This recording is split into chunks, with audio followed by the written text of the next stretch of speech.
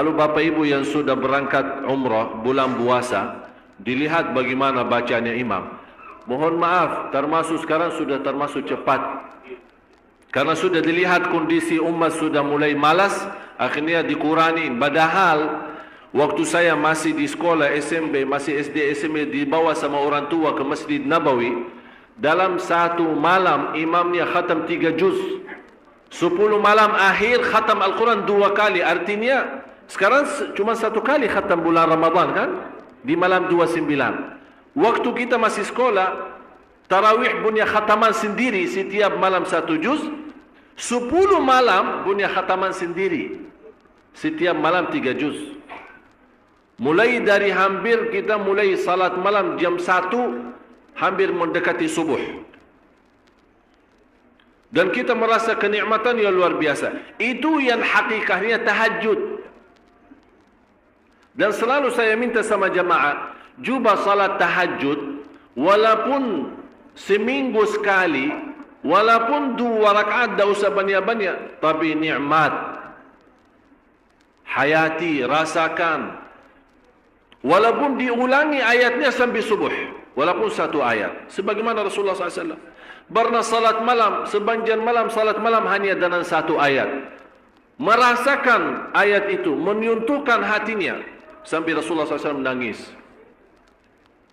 Kata Siti Aisyah, Rasulullah SAW tidak pernah tinggalkan salat malam bagaimanapun keadaannya. Walaupun dia sakit, dia salat malam duduk. Afdalus salati ba'dal faridah qiyamul lail. Salat yang terbaik sesudah fardu qiyamul lail. Dan saya heran, orang punya masalah, bagaimana punya masalah dia masih bisa qiyamul lail? Menurut saya masalah tinggalkan salat malam itu masalah. Tapi selama anda jaga salat malam, wallahi tidak ada masalah. Semuanya bisa beres. Kita hanya duduk. Allah sendiri memuji kita saat malam hari kita tinggalkan tempat yang enak saat tidur. Menjauhkan diri dari suami maupun dari istri. Mengangkat selimutnya. Allah maha melihat dan di situ Allah tunjukkan kepada malaikat. Ya malaikati, hei malaikatku, lihat. Apa yang dilakukan oleh hambaku. Tinggalkan lazatnya tidur. Tinggalkan enaknya istirahat untuk hanya mencari ridhaku. Saksikan wahai malaikatku, apapun yang namanya susah tidak ada di dalam hidup orang itu. Allah yang janji Bapak Ibu. Jadi menurut saya, pintu langsung kita bisa menyelesaikan masalah, tidak bagi siapapun, tidak di antara siapapun, hanya lewat langsung kepada Allah, itu qiyamul lail. Asahhun nasi abdanan, yang paling sehat tubuhnya yang jaga salat malam.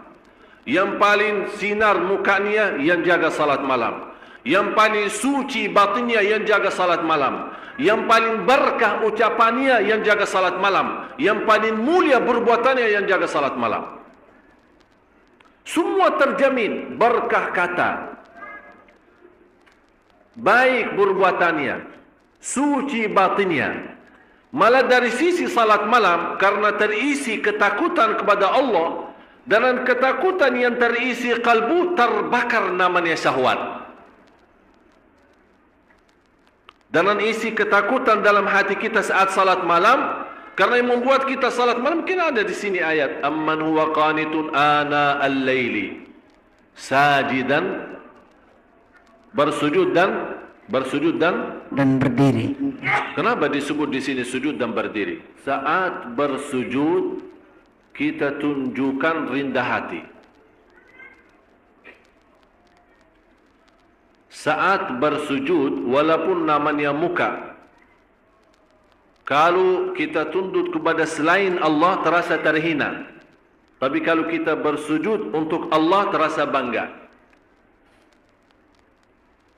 Saat berdiri terasa lembut hati. Bagaimana terasa lembut hati? Karena saat berdiri diajurkan, saat kita berdiri kan mata kita kan tambah sujud. Sampai tidak berani mengangkat mata, melihat ke atas. Seolah-olah kita merasa sudah Allah di hadapan kita, malah kita malu karena masih muka kita, mata kita, mulut kita masih tercampur banyak dosa dan maksiat. Kita malu menangkat.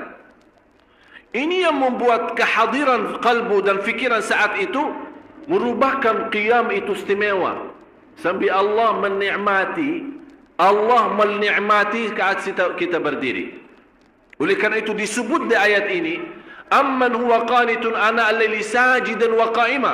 Bapak Ibu, kenapa di sini didahulukan kata sajidan, bersujud dan berdiri? Padahal kita tahu sama-sama berdiri kan sebelum sujud kan?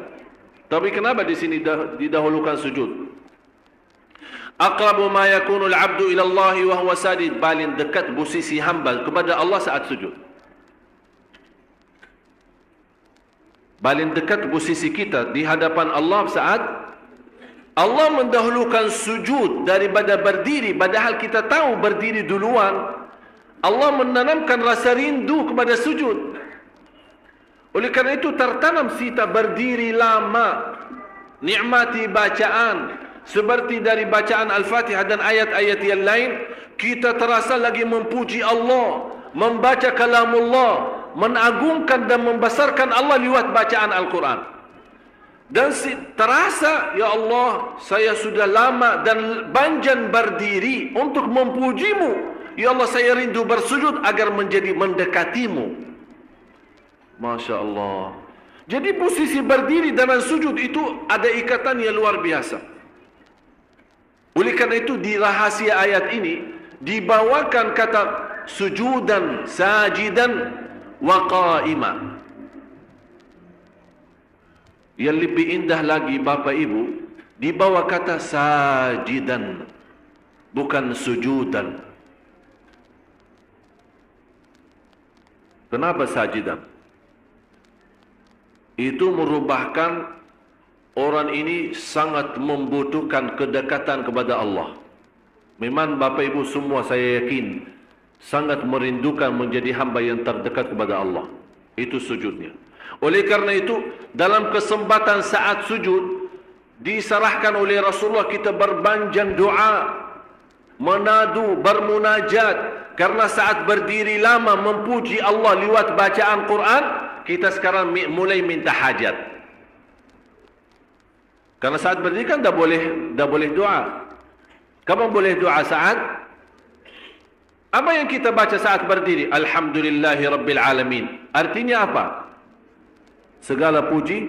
Berarti kita membaca Al-Quran sebenarnya intinya memuji Allah. Kita belum minta apa-apa. Cuba bayangkan kalau ada seorang manusia mulia atau orang kaya, kita duduk di hadapan dia atau berdiri di hadapan dia, kita 1 jam puji dia di depan ribuan orang. Habis kita selesai puji dia, kita minta hajat. Kira-kira ditolak enggak? Diterima. Saya pernah melihat ada seorang bawa kata syair memuji seorang raja di Arab. Sambil dibawa kata-kata, sambil terus terang saja saya tersentuh hati saya. Padahal dibawa kata-kata, barangkali kalau kita kasih ke Nabi masih mending daripada manusia. Luar biasa pujiannya kepada raja. Sambil raja sendiri sudah merasa dirinya kagum, sudah tidak bisa bertahan saking pujiannya tinggi. Habis itu belum dia selesai bacaannya, sudah berhenti, kamu mau apa? Saking senang, saking terbuka hatinya seorang raja, belum selesai orang memujinya, dia malah, udah, kamu mau apa? Selesaikan. Ini Bapak Ibu, manusia yang masih terisi kotoran, yang masih terisi dosa, yang masih terisi riya, yang masih terisi nifak, yang masih terisi bermacam-macam maksiat dosa besar maupun kecil. Kalau kita puji dia, dia tetap tersentuh, terbuka hatinya. Dia lupakan segalanya dan dia bantu. Musuh, kata Allah, musuh saja bisa menjadi kawan dan teman, menjadi orang teman dekat dengan kita dengan ucapan yang baik, puji. Apalagi Maha Zat yang agung, Zat yang mulia, yang maha suci, yang maha segala-galanya. Kalau kita puji, bagi Allah tidak mungkin mengecewakan hamba yang saat itu dipuji. Oleh kerana itu istilahnya saat kita berdiri memuji Allah lewat bacaan, termasuk bacaan Al-Fatihah dan ayat-ayat yang lainnya. Karena kita termasuk orang-orang, ya Allah, walaupun saya tidak pantas membaca kitab-Mu, karena lidah ini yang membaca kitab-Mu masih banyak mengucapkan kata-kata yang kotor dan dusta. Ya Allah, saya tidak pantas membaca kitab-Mu, karena lidah ini sudah banyak berkata-kata bohong dan mencaci maki orang. Ya Allah, saya tidak pantas diberikan kemudahan membaca kitab-Mu, karena lidah ini sudah terlanjur mencaci dan membuka aib orang. Tapi di saat itu kita rasakan saat berdiri dan diberikan oleh Allah kelancaran lidah membaca kitab-Nya dan memujinya, itulah Allah memberikan pendahuluan agar saat kita sujud seolah-olah Allah bertanya, kamu mau apa lagi? Apa yang kamu butuh? Apa yang kamu perlu? Kalau belum kita puas dari sujud pertama, ini hikmahnya ada 2 kali sujud. Belum puas, ada yang tertinggal. Memang kadang-kadang setan menggoda kita. Hajat-hajat bisa tertinggal, ada yang lupa. Begitu kita berdiri, ingat saat di antara sujud, masih ada kesempatan lagi, sujud lagi. Allah Maha Besar, Allah Maha Agung, Allah Maha Mulia. Sungguh kita mulia kalau kita betul-betul bisa menikmati yang namanya sujud. Kata seorang salih, wallahi kalau bukan ada sujud di dunia, saya tidak bisa menikmati yang namanya dunia. Tidak ada artinya. Karena ada isi sujud, ada isi salat malam, dan 4 hal yang menjaminkan banyak rizki, bukan memudahkan rizki. Tolong Bapak Ibu hafal, 4 hal bukan menjaminkan rizki, bukan memudahkan rizki, tidak. 4 hal mendatangkan rizki kemari. Dan 4 hal bukan Allah kasih kemudahan berarti kita berjalan mencari rizki Allah kasih, tidak. Bukan dikasih kemudahan. Tapi di mana saja kita ada, posisi kita di mana saja, Allah datangkan rizki kepada kita. Yang pertama, qiyamul lail, salat malam. Yang kedua, berbanyak istighfar waktu sahur. Kalau anda tidak salat malam, jangan tinggalkan istighfar waktu sahur. Waktu sahur kapan? Kira-kira 30 menit sebelum azan. Ada satu hadis dijelaskan waktu sahur, makan sahur kan? Tapi ada yang suka makan sahur jam 1, ada yang suka jam 2. Tapi menurut saya waktu yang tepat untuk makan sahur dikirakan membaca 50 ayat. Membaca 50 ayat. Kalau bagi kita 50 ayat ya setengah jam lah. Dah tahu bagi Bapak Ibu gimana? 1 jam ya bolehlah, 1 jam tak apa-apa. Ya tergantung lancar atau tidak. Tapi ukurannya seperti itulah, kurang lebih seperti membaca 50 ayat dari Al-Quran. Itulah namanya waktu sahur. Disitulah Allah sendiri memuji. Allah bangga dan senang terhadap orang yang sahur. Sampai ulama berkata, tidak ada ibadah yang terbaik di waktu sahur selain istighfar. Jadi boleh baca Quran, boleh salat malam, boleh zikir, boleh apapun, tapi yang terbaik istighfar. Jadi tinggalkan segalanya, tinggalkan Quran, tinggalkan salat malam, tinggalkan baca Quran, tinggalkan zikir.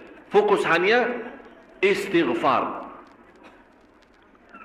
Astaghfirullah wa atubu ilaih. Termasuk istighfar Allahumma anta rabbi la ilaha illa ant, yang Bapak Ibu tahu sayyidul istighfar, yang terutama, yang paling luar biasa. Allahumma anta rabbi la ilaha illa anta khalaqtani wa ana abduka wa ana ala ahdika wa wa'dika mastata'at a'udzu bika min syarri ma sana'at abu'u laka bi ni'matika alayya wa abu'u bi dhanbi faghfir li fa innahu la yaghfiru dzunuba. Ya Allah, kalau kita fahami doa ini luar biasa.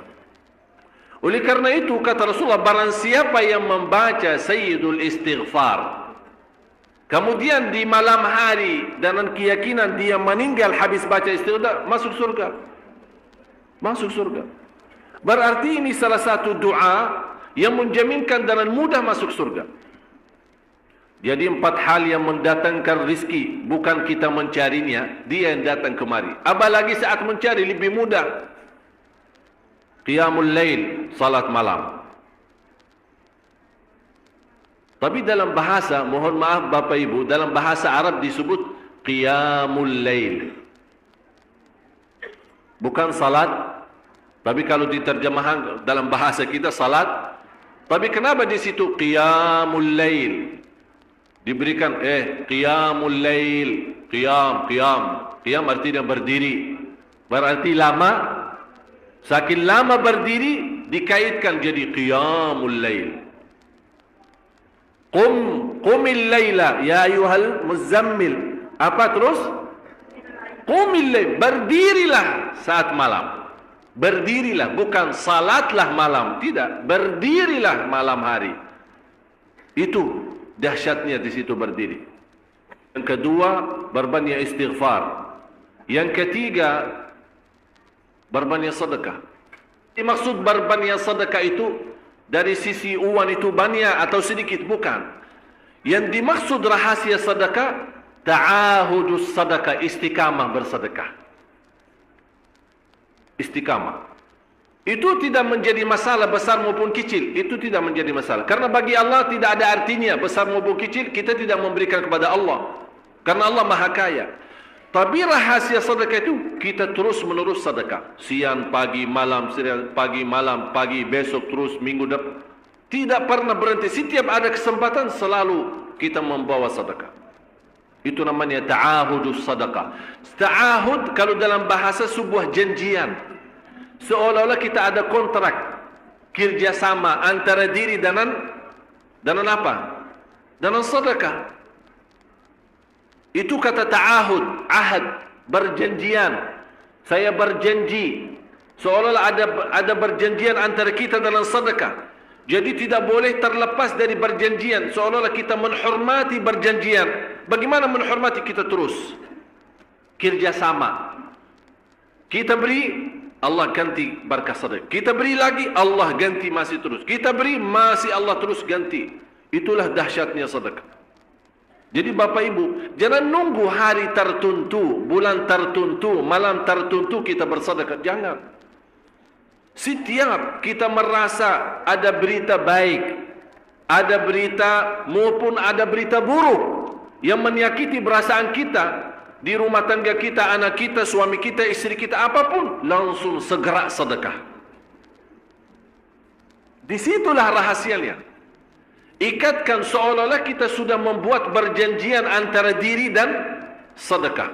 Dalam segala hal, hal senang maupun hal tidak. Hal bahagia maupun hal sedih.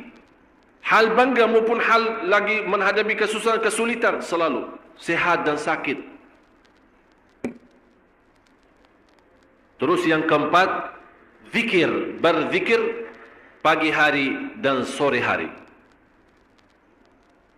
Berzikir pagi hari dan sore hari. Ini 4 hal Bapak Ibu. Berdiri malam hari, itu yang namanya tahajud, banjanya atau lamanya berdiri. Berbanyak istighfar waktu sahur. Yang ketiga, berbanyak sedekah. Sudah Bapak Ibu mengerti? Jadi istilah berbanyak sedekah bukan artinya harus banyak dari jumlah hitungannya, tidak. Yang keempat adalah berzikir di pagi hari maupun